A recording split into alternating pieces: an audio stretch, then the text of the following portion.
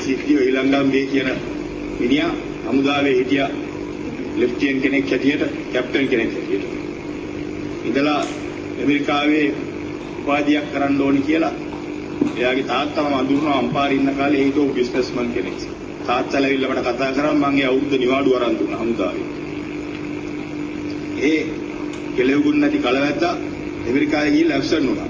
අම්මලා තාත්තලා ඇවිල්ලා පුතා ගෙනලා දෙන්න කියලා ඇඬුවම මම හමුදාවේ 6 වෙනියා විතර ඉන්න කාලේ මම ජෙල් බලගල්ලට කියලා ওই මිනිහට හමුදාවෙන් අස් කරලා දුන්නා.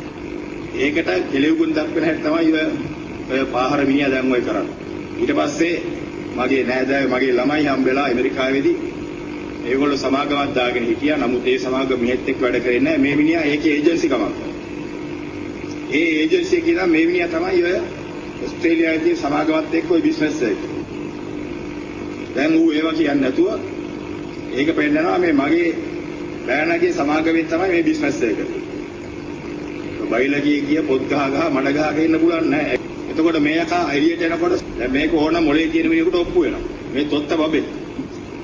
හැබැයි මේ තොත්ත බබා හෙට අනිද්දා මං හිතනවා මේ පස්ස දොරෙන් හරි පැනලා ඇවිල්ලා මෙතන කානුවකින් ඇවිල්ලා මගෙන් සමාවිල්ලා.